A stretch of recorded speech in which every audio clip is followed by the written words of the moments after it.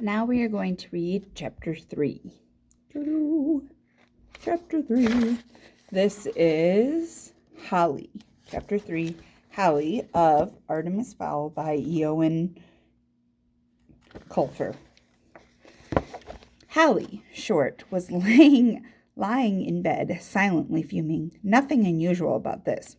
Leprechauns in general were not known for their geniality, but Holly was in an exceptionally bad mood, even for a fairy. Technically, she was an elf, fairy being a general term. She was a leprechaun too, but that was just a job. Perhaps a description would be more helpful than a lecture on fairy genealogy. Holly Short had nut brown skin, cropped auburn hair, and hazel eyes. Her nose had a hook, and her mouth was plump and cherubic, which was appropriate considering Cupid was her great-grandfather. Her mother was an European elf with a fiery temper and a willowy figure. Holly, too, had a slim frame with long, tapered fingers, perfect for wrapping around a buzz baton. Her ears, of course, were pointed. At exactly 3 feet in height, Holly was only a centimeter below the fairy average. But even 1 centimeter can make an awful lot of difference when you don't have many to spare. Commander Root was the cause of Holly's distress. Root had been on Holly's case since day 1. The commander had decided to take offense at the fact that the first female officer in Recon's history had been assigned to his squad. Recon was a notoriously dangerous posting with a high fatality rate, and Root didn't think it was any place for a girlie. Well, he was just going to have to get used to the idea, because Holly Short had no intention of quitting for him or anyone else. Though she'd never admit it, another possible cause for Holly's irritability was the ritual. She'd been meaning to perform it for several moons now, but somehow there just never seemed to be time. And if Root found out she was running low on magic, she'd be transferred to traffic for sure. Holly rolled off her futon and stumbled into the shower. That was one advantage of living near the Earth's core. The water was always hot. No natural light, of course, but that was a small price to pay for privacy. Underground, the last human-free zone. There was nothing like coming home after a long day on the job, switching off your shield, and sinking into a bubbling slime pool. Bliss. I don't know about that. The fairy suited up, zipping the dull green jumpsuit up to her chin and strapping on her helmet. Leprechaun uniforms were stylish these days, not like that top-of-the-morning costume the Force had to wear back in the old days. Buckled shoes and knickerbockers? Honestly, no wonder leprechauns were such ridiculous figures in human folklore. Still, probably better that way.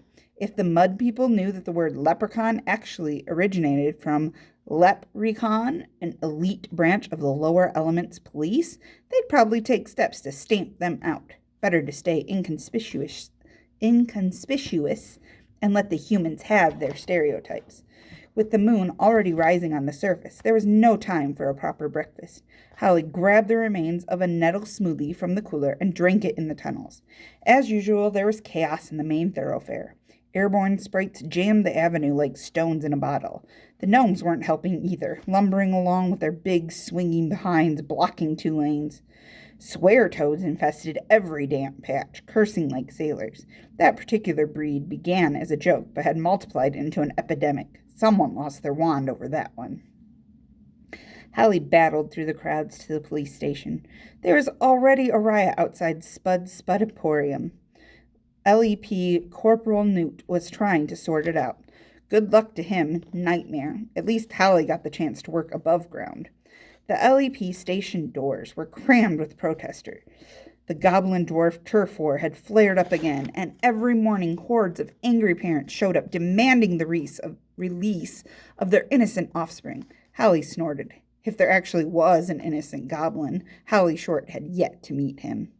They were clogging up the cells now, howling gang chants and hurling fireballs at each other. Holly shuddered her way into the throng. "Coming through," she grunted. "Police business." They were on her like flies on a stinkworm. "My grumpo is innocent. Police brutality. Officer, could you take my baby in his blankie? He can't sleep without it. Could you take my baby in his blankie?" So she was asking her to take the blankie to her baby. Holly set her visor to reflect and ignored them all. Once upon a time, the uniform would have earned you some respect. Not anymore. Now you are a target. Excuse me, sir, but I seem to have misplaced my jar of warts. Pardon me, young elf, but my cat's climbed a stalactite.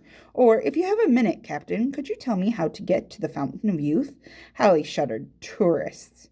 She had troubles of her own, more than she knew, as she was about to find out.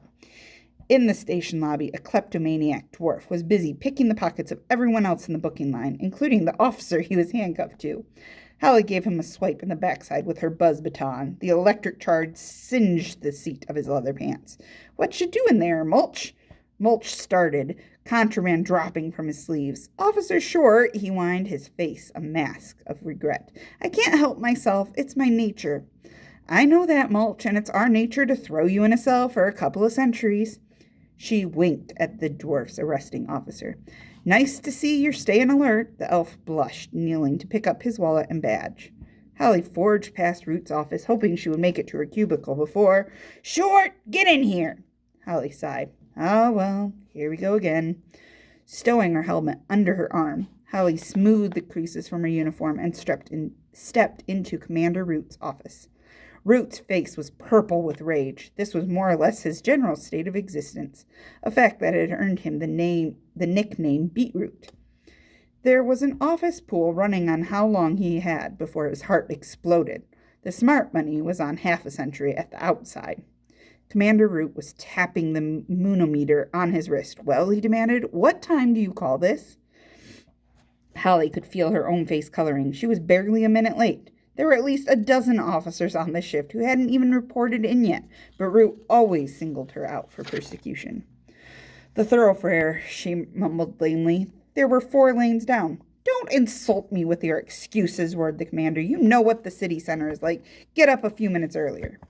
It was true. She did know what Haven was like. Hallie Short was a city elf, born and bred. Since the humans had begun experimenting with mineral drilling, more and more fairies had been driven out of the shale forts into the depth and security of Haven City. The metropolis was overcrowded and underserviced, and now there was a lobby to allow automobiles in the pedestrianized city center. As if the place wasn't smelling enough already with all those country gnomes lumbering around the place. Excuse me. Root was right. She should get up a bit earlier, but she wouldn't. Not until everybody else was forced to. I know what you're thinking, said Root. Why am I picking on you every day? Why don't I ever bawl out those other layabouts? Hallie said nothing, but agreement was written all over her face. I'll tell you why, shall I? Hallie risked a nod. It's because you're a girl. Hallie felt her fingers curl into a fist. She knew it, but not for the reasons you think, continued Root. You are the first girl in recon, ever. You are a test case, a beacon. There are a million fairies out there watching your every move. There are a lot of hopes riding on you, but there's a lot of prejudice against you, too. The future of law enforcement is in your hands, and at the moment, I'd say it was a little heavy. Hallie blinked. Root had never said anything like this before. Usually it was just, fix your helmet, stand up straight, blah, blah, blah. You have to be the best you can be, Short, and that has to be better than everybody else. Root sighed, sinking into a swivel chair. I don't know, Hallie. Ever since that Hamburg incident. Hallie winced. The Hamburg incident had been a total disaster. One of her perps had skipped out to the surface and tried to bargain with the mud people for asylum. Root had to stop time, call in the retrieval squad, and do 4 memory wipes. A lot of police time wasted. All her fault. The commander took a form from his desk. It's no use. I've made up my mind. I'm putting you on traffic and bringing in Corporal Frond. Frond, exploded Hallie. She's a bimbo, an airhead. You can't make her the test case. Root's face turned an even deeper shade of purple. I can, and I will. Why shouldn't I? You have never given me your best. Either that or your best just isn't good enough. Sorry, Short. You had your chance. The commander turned back to his paperwork. The meeting was over. Hallie could only stand there, aghast. She'd blown it. The best career opportunity she was ever likely to get, and she tossed it in the gutter. One mistake, and her future was past. It wasn't fair. Hallie felt an uncharacteristic anger take hold of her, but she swallowed it. This was no time to lose her temper. Commander Root, sir, I feel I deserve one more chance. Root didn't even look up from the paperwork. And why's that? Hallie took a deep breath. Because of my record, sir. It speaks for itself. Apart from the Hamburg thing. 10 successful recons, not a single memory wipe or time stop apart from the Hamburg thing, completed Root. Hallie took a chance. If I were a male, one of your precious sprites, we wouldn't even be having this conversation. Root glanced up sharply. Now, just a minute, Captain Short. He was interrupted by the bleeping of one of the phones on his desk, then two, then three. A giant view screen crackled into life on the wall behind him. Root jabbed the speaker button, putting all the callers on conference. Yes? We've got a runner. Root nodded. Anything on Scope? Scopes was the shop name for the shrouded trackers attached to American communication satellites. Yep, said caller 2. Big blip in Europe. Southern Italy. No shield. Root cursed. An unshielded ferry could be seen by mortal eyes. That wasn't so bad if the perp was humanoid. Classification? Bad news, Commander, said the third caller. We got us a rogue troll. Root rubbed his eyes. Why did these things always happen on his watch? Hallie could understand his frustration. Trolls were the meanest of the deep tunnel creatures. They wandered the labyrinth, preying on anything unlucky enough to cross their path. Their tiny brains had no room for rules or restraint. Occasionally, one found its way into the shaft of a pressure elevator. Usually, the concentrated air current fried them, but sometimes one survived and was blasted to the surface. Driven crazy by pain and even the tiniest amount of light, they would generally proceed to destroy everything in their path. Root shook his head rapidly, recovering himself. Okay, Captain Short, looks like you get your chance. You're running hot, I take it. Yes, sir, lied Hallie, all too aware that Root would suspend her immediately if he knew she'd neglected the ritual. Good, then sign yourself out a sidearm and proceed to the target area. Hallie glanced at the view screen. Scopes were sending high-res shots of an Italian fortified town. A red dot was moving rapidly through the countryside toward the human population. Do a thorough reconnaissance and report in. Do not attempt a retrieval. Is that understood? Yes, sir. We lost 6 men to troll attacks last quarter. 6 men. That was below ground in familiar territory. I understand, sir. Root pursed his lips doubtfully. Do you understand, Short? Do you really? I think so, sir. Have you ever seen what a troll can do to flesh and bone? No, sir, not up close. Good. Let's not make today your first time. Understood. Root glared at her. I don't know why it is, Captain Short, but whenever you start agreeing with me, I get decidedly nervous. Root was right to be nervous. If he'd known how this straightforward recon assignment was going to turn out, he would probably have retired then and there. Tonight, history was going to be made. And it wasn't the discovery of radium, first man on the moon, happy kind of history. It was the Spanish Inquisition, here comes the Hindenburg, bad kind of history. Bad for humans and fairies. Bad for everyone. Hallie proceeded directly to the chutes. Her normally chatty mouth was a grim slash of determination. One chance, that was it. She would allow nothing to break her concentration. There was the usual line of holiday visa hopefuls stretching to the corner of Elevator Plaza, but Hallie bypassed it by waving her badge at the waiting line. A truculent gnome refused to yield. How come you LEP guys get to go topside? What's so special about you? Hallie breathed deeply through her nose. Courtesy at all times. Police business, sir. Now, if you could just excuse me. The gnome scratched his massive behind. I hear you LEP guys make up your police business just to get a look at some moonlight. That's what I hear. Hallie attempted an amused smile. What actually formed on her lips resembled a lemon-sucking grimace. Whoever told you that is an idiot, sir. Recon only ventures above ground when absolutely necessary. The gnome frowned. Obviously, he had made up the rumor himself. I'm trying to see how many more pages. Ooh, I picked a long chapter. Okay. The gnome frowned. Obviously, he had made up the rumor himself and suspected that Hallie might have just called him an idiot. By the time he'd figured it out, she had skipped through the double doors. Foley was waiting for her in ops. Foley was a paranoid centaur, convinced that human intelligence agencies were monitoring his transport and surveillance network.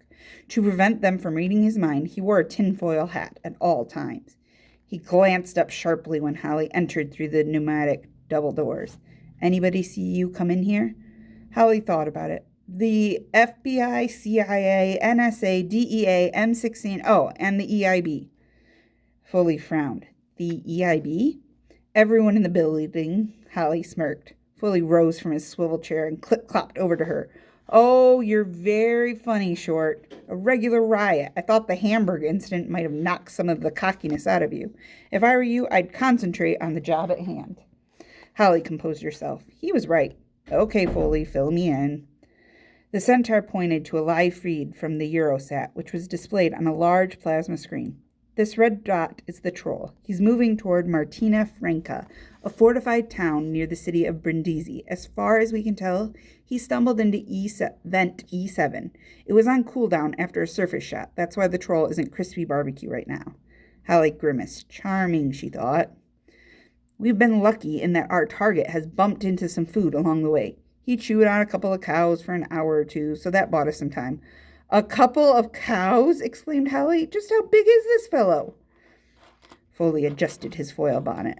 Bull troll, fully grown, 180 kilos, with tusks like a wild boar, a really wild boar. Hallie swallowed. Suddenly, recon seemed a much better job than retrieval. Right, what have you got for me? Foley cantered across to the equipment table. He selected what looked like a rectangular wristwatch. Locator. You find him, we find you. Routine stuff. Video? The centaur clipped a small cylinder into an accommodating groove on Hallie's helmet. Live feed, nuclear battery, no time limit. The mic is voice activated. Good, said Hallie. Root said I should take a weapon on this one, just in case. Way ahead of you, said Foley. He picked up a platinum handgun from the pile. A Neutrino 2000, the latest model. Even the tunnel gangs don't have these. 3 settings if you don't mind. Scorched, well done, and crisp to a cinder. Nuclear power source, too, so plug away. This baby will outlive you by 1,000 years. Hallie strapped the lightweight weapon into her shoulder bolster. I'm ready, I think. Foley chuckled. I doubt it. No one's ever really ready for a troll. Thanks for the confidence booster. Confidence is ignorance, advised the centaur. If you're feeling cocky, it's because there's something you don't know. Hallie thought about arguing, but didn't. Maybe it was because she had a sneaking suspicion that Foley was right. The pressure elevators were powered by gaseous columns vented from the Earth's core. The LEP tech boys, under Foley's guidance, had fashioned titanium eggs that could ride on the currents. They had their own independent motors, but for an express ride to the surface, there was nothing like the blast from a tidal flare. Foley led her past a long line of chute bays to E7. The pod sat in its clamp, looking very fragile to be rocketing about on magma strings. Its underside was charred black and pockmarked from shrapnel. The centaur slapped it fondly on a fender. This baby's been in service for 50 years. Oldest model still in the chutes. Hallie swallowed. The chutes made her nervous enough without riding in an antique. When does it come offline? Foley scratched his hairy belly. With funding the way it is, not until we have us a fatality. Hallie cranked open the heavy door, the rubber seal yielding with a hiss. The pod was not built for comfort.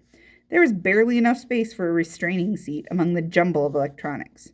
What's that? Asked Hallie, pointing at the grayish stain on the seat's headrest. Foley shuffled uncomfortably. Brain fluid, I think? We had a pressure leak on the last mission, but that's plugged now, and the officer lived. Down a few IQ points, but alive, and he can still take liquids. Well, that's all right then, quipped Hallie, threading her way through the mass of wires. Foley strapped the harness onto her, checking the restraints thoroughly. All set? Hallie nodded. Foley tapped her helmet mic. Keep in touch, she said, pulling the door closed behind him. Betcha she's really not loving this.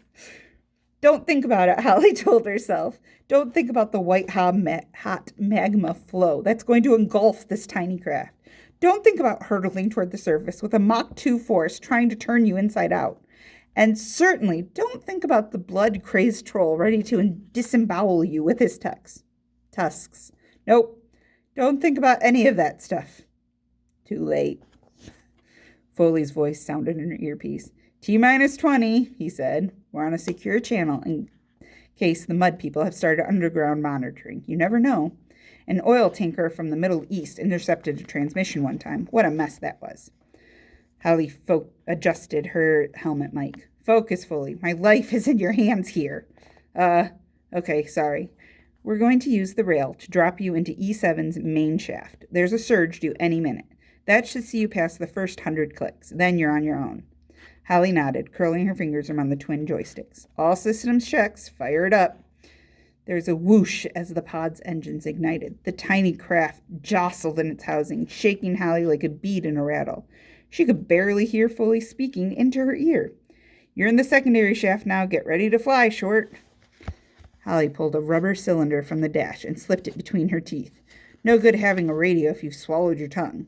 She activated the external cameras and put the view on the screen. The entrance to E7 was creeping toward her. The air was shimmering in the landing light glow. White hot sparks tumbled into the secondary shaft. Hallie couldn't hear the roar, but she could imagine it. A raw, skinning wind like a million trolls howling. Her fingers tightened around the joysticks. The pod shuddered to a halt at the lip. The chute stretched above and below, massive, boundless, like dropping an ant down a drain pipe. Right-o, crackled Foley. Hold on to your breakfast. Roller coasters ain't got nothing on this. Hallie nodded. She couldn't speak, not with the rubber in her mouth. The centaur would be able to see her in the pod cam anyway. Sayonara, sweetheart, said Foley, and pressed the button. The pod's clamp tilted, rolling Hallie into the abyss. Her stomach tightened as G-force took hold, dragging her to the center of the earth.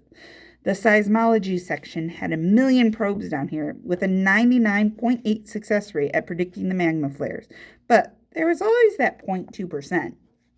The fall seemed to last for an eternity, and just when Molly had mentally consigned herself to the scrap heap, she felt it. That unforgettable vibration, the feeling that outside her tiny sphere, the whole world was being shaken apart. Here it comes. Fins, she said, spitting the word around the cylinder. Foley may have her pride. She couldn't hear him any more. Hallie couldn't even hear herself, but she did see the stabilization fins slide out on the monitor. The flare caught her like a hurricane, spinning the pod at first until the fins caught. Half-melted rocks pelted the craft's underside, jolting it toward the chute walls. Hallie compensated with bursts from the joysticks. The heat was tremendous in the confined space, enough to fry a human. But fairy lungs are made of stronger stuff. The acceleration dragged at her body with invisible hands, stretching the flesh over her arms and face. Hallie blinked salty sweat from her eyes and concentrated on the monitor. The flare had totally engulfed her pod, and it was a big one, too. Force 7 at the very least. A good 1,000-foot girth. Orange-striped magma swirled and hissed around her, searching for a weak point in the metal casing. The pod groaned and complained, 50-year-old rivets threatening to pop. Hallie shook her head. The first thing she was going to do on her return was kick Foley straight in the hairy behind. She felt like a nut inside a shell between a gnome's molars. Doomed. A bow plate buckled, popped in as though punched by a giant fist. The pressure light blinked on. Hallie could feel her head being squeezed. Her eyes would be the first to go, popping like ripe berries. She checked the dials, 20 more seconds before she rode out the flare and was running on thermals. Those 20 seconds seemed like an age. Hallie sealed the helmet to protect her eyes, riding out the final barrage of rocks. And suddenly, they were clear, sailing upward on the comparatively gentle spirals of hot air. Hallie added her own thrusters to the upward force, no time to waste floating around on the wind. Above her, a circle of neon lights marked the docking zone. Hallie swiveled horizontal and pointed the docking nodes at the lights. This was delicate.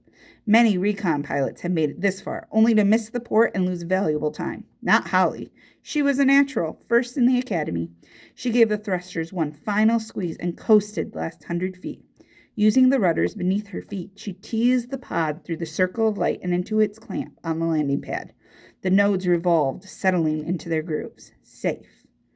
Hallie smacked herself on the chest, releasing the safety harness. Once the door seal was open, sweet surface air flooded the cabin. There was nothing like that first breath after a ride in the chutes. She breathed deeply, purging the stale pod air from her lungs. How had the people ever left the surface? Sometimes she wished that her ancestors had stayed to fight it out with the mud people, but there were too many of them. Unlike fairies, who could produce only a single child every 20 years, mud people bred like rodents. Numbers would subdue even magic. Although she was enjoying the night air, Hallie could taste traces of pollutants. The mud people destroyed everything they came into contact with. Of course, they didn't live in the mud anymore. Not in this country, at least. Oh, no. Big, fancy dwellings with rooms for everything. Rooms for sleeping, rooms for eating, even a room to go to the toilet. Indoors! Holly shuddered. Imagine going to the toilet inside your own house. Disgusting. The only good thing about going to the toilet was the minerals being returned to the earth. But the mud people had even managed to botch that up by treating the stuff with bottles of blue chemicals.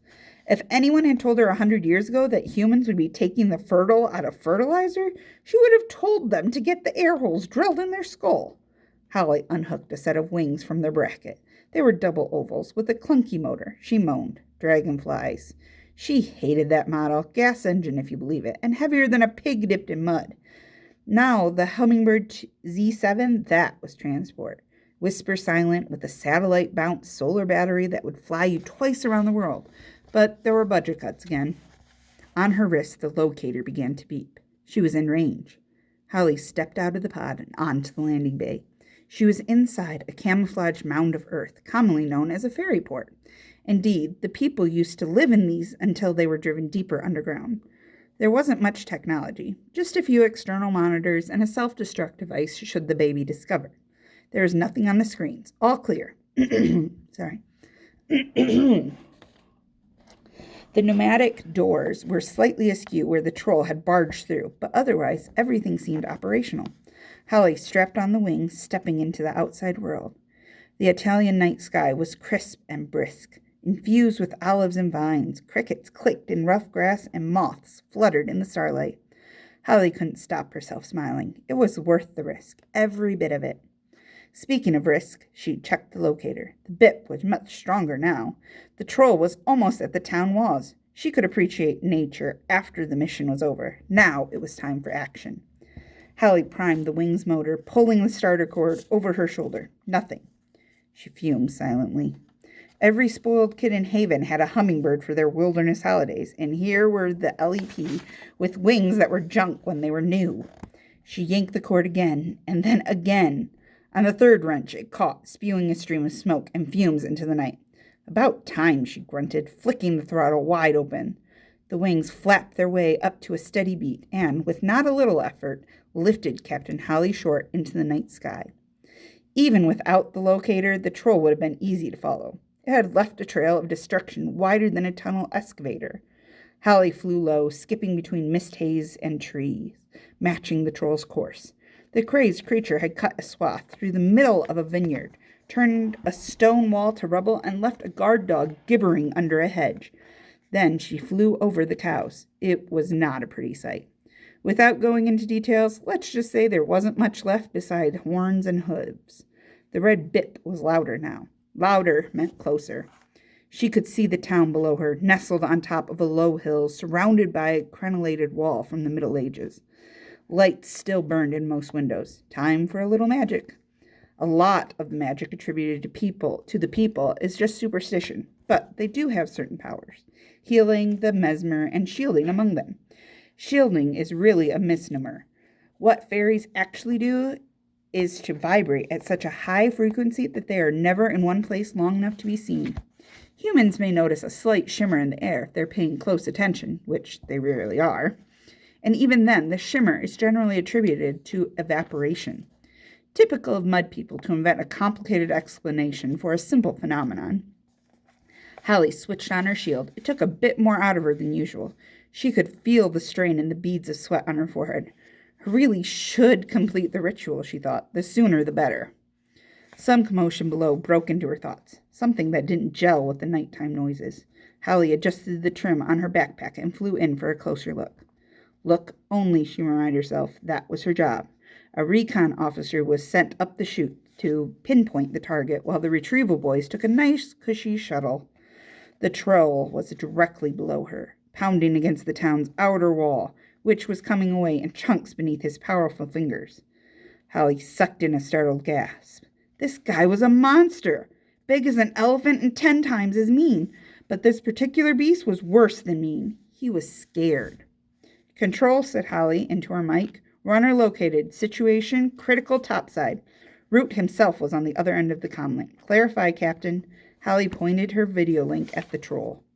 Runner is going through the town wall. Contact imminent. How far away is retrieval? ETA 5 minutes minimum. We're still in the shuttle. Holly bit her lip. Root was in the shuttle? That's too long, Commander. This whole town is going to explode in 10 seconds. I'm going in. Negative, Hallie, Captain Short. You don't have an invite. You know the law. Hold your position. But, Commander, Root cut her off. No buts, Captain. Hang back. That's an order. Hallie's entire body felt like a heartbeat. Gasoline fumes were addling her brain. What could she do? What was the right decision to make? Lives or orders? Then the troll broke through the wall, and a child's voice split the night. I, too, it screamed. Help! An invitation at a stretch! Sorry, Commander. The troll is light crazy, and there are children in there. She could imagine Root's face, purple with rage, as he spat into the mic. I'll have your stripes, Short. You'll spend the next 100 years on drain duty. But it was no use. Hallie had disconnected her mic and swooped in after the troll. Streamlining her body, Captain Short ducked into the hole. She appeared to be in a restaurant, a packed restaurant. The troll had been temporarily blinded by the electric light and was thrashing about in the center of the floor. The patrons were stunned. Even the child's plea had petered out. They sat gaping, party hats perched comically on their heads. Waiters froze. Huge trays of pasta quivering on their splayed fingers. Chubby Italian infants covered their eyes with chubby fingers. It was always like this in the beginning, the shocked silence. Then came the screaming. A wine bottle crashed to the floor. It broke the spell. The pandemonium started.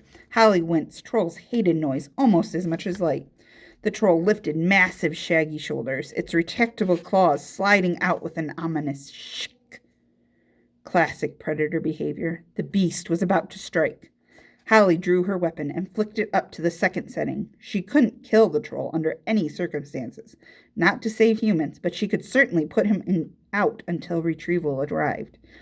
Aiming for the weak point at the base of the skull, she let the troll have a long burst of the concentrated ion ray. The beast staggered, stumbled a few steps, then got very angry.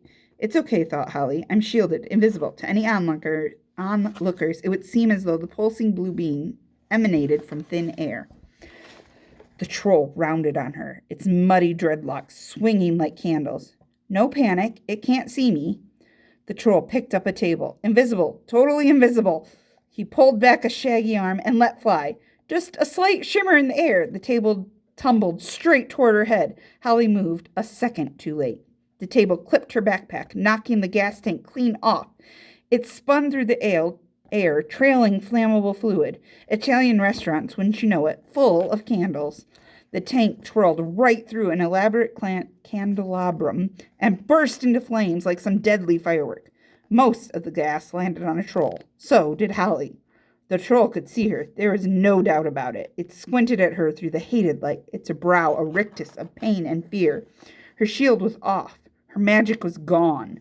Hallie twisted in the troll's grip, but it was useless. The creature's fingers were the size of bananas, but nowhere near as pliant. They were squashing the breath from her ribcage with savage ease. Needle-like claws were scraping at the toughened material of her uniform. Any second now they would punch through, and that would be that. Hallie couldn't think. The restaurant was a carousel of chaos. The troll was gnashing its tusks, greasy molars, trying to grip her helmet. Hallie could smell its fetid breath through her filters. She could smell the odor of burning fur, too, as the fire spread along the troll's back. The beast's green tongue rasped across her visor, sliming the lower section. The visor! That was it! Her only chance! Hallie wormed her free hand to the helmet controls, the tunnel lights, high beam. She depressed the sunken button, and 800 watts of unfiltered light blasted from the twin spotlights above her eyes. The troll reared back, a penetrating scream exploding from between rows of teeth. Dozens of glasses and bottles shattered where they stood. It was too much for the poor beast. Stunned, set on fire, and now blinded, the shock and pain made their way through its tiny brain, ordering it to shut down. The troll complied, kneeling over with almost comical stiffness. Hallie rolled to avoid a scything tusk. There was complete silence, but for tinkling glass, crackling fur, and the sudden release of breath. Hallie climbed shakily to her feet. There were a lot of eyes following her. Human eyes. She was 100% visible. And these humans wouldn't stay complacent for long. This breed never did. Containment was the issue. She raised her empty palms, a gesture of peace. Scusetin my tutti, she said, the language flowing easily from her tongue. The Italians, ever graceful, muttered that it was nothing. Hallie reached slowly into her pocket and withdrew a small sphere. She placed it in the middle of the floor. Guardate, she said. Look. The restaurant's patrons complied, leaning in to see the small silver ball. It was ticking faster and faster, almost like a countdown. Hallie turned her back to the sphere. 3, 2, 1. Boom! Flash! Mass unconsciousness. Nothing fatal, but headaches all around in about 40 minutes. Hallie sighed, safe. For the moment, she ran to the door and slid the latch across. Nobody was going in or out, except through the big gaping hole in the wall. Next, she doused the smoldering troll with contents of the restaurant's fire extinguisher, hoping the icy powder wouldn't revive the sleeping behemoth. Hallie surveyed the mess she had created. There was no doubt it was a shambles. Worse than Hamburg. Root would skin her alive. She'd rather face the troll any day. This was the end of her career for sure, but suddenly that didn't seem so important because her ribs were aching and she had a blinder of a pressure headache coming on. Perhaps a rest, just for a second, so she could pull herself together before retrieval showed up. Hallie didn't even bother looking for a chair. She simply allowed her legs to buckle beneath her, sinking to the chessboard linoleum floor. Waking up to Commander Root's bulging features as the stuff of nightmares, Hallie's eyes flickered open, and for a second she could have sworn there was concern in those eyes. But then it was gone, replaced by the customary vein-popping fury. "Captain Short!" he roared, mindless of her headache. "What in the name of sanity happened here?" Hallie rose shakily to her feet. The sentences just wouldn't come. "You disobeyed a direct order. I told you to hang back. You know it's forbidden to enter a human building without an invitation." Hallie shook the shadows from her vision. "I got invited in. A child called for help." "You're on shaky ground there, Short." "There is precedent, sir. Corporal Rowe versus the state. The jury ruled the trapped woman's cry for help could be accepted as an invitation into the building. Anyway, you're all here now. That means you accepted the invitation, too." Said Root doubtfully. "I suppose you were lucky. Things could have been worse." Hallie looked around. Things couldn't have been a lot worse. The establishment was pretty trashed, and there were 40 humans out for the count. The tech boys were attaching mind-wipe electrodes to the temples of unconscious diners. "We managed to secure the area in spite of half the town hammering on the door. What about the hole?" Root smirked. "See for yourself." Hallie glanced over. Retrieval had jimmied a hologram leading into the existing electricity sockets and were projecting an unbattered wall over the hole. The holograms were handy for quick patches, but no good under scrutiny. Anyone who examined the wall too closely would have noticed that the slightly transparent patch was exactly the same as the stretch beside it. In this case, there were 2 identical patches of spiderweb cracks and 2 reproductions of the same Rembrandt. But the people inside the pizzeria were in no condition to examine walls, and by the time they woke up, the wall would have been repaired by the telekinetic division, and the entire paranormal experience would be removed from their memories.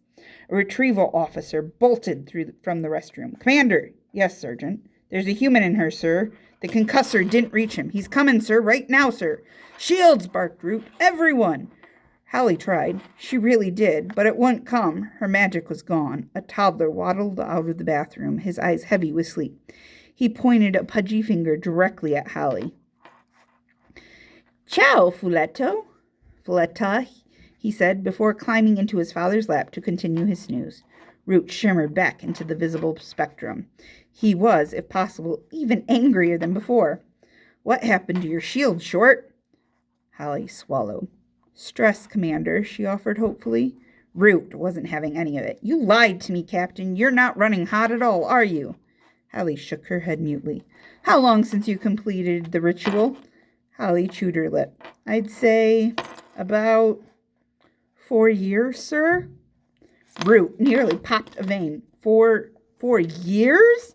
It's a wonder you lasted this long. Do it now, tonight. You're not coming below ground again without your powers. You're a danger to yourself and your fellow officers." "Yes, sir. Get a set of hummingbirds from Retrieval and zip across to the old country. There's a full moon tonight." "Yes, sir." And don't think I've forgotten about this shambles. We'll talk about it when you get back. Yes, sir. Very good, sir. Holly turned to go, but Root cleared his throat for attention. Oh, and Captain Short? Yes, sir. Root's face had lost its purple tinge. He almost seemed embarrassed. Well done on the life-saving thing. Could have been worse, an awful lot worse. Holly beamed behind her visor. Perhaps she wouldn't be kicked out of recon after all. Thank you, sir.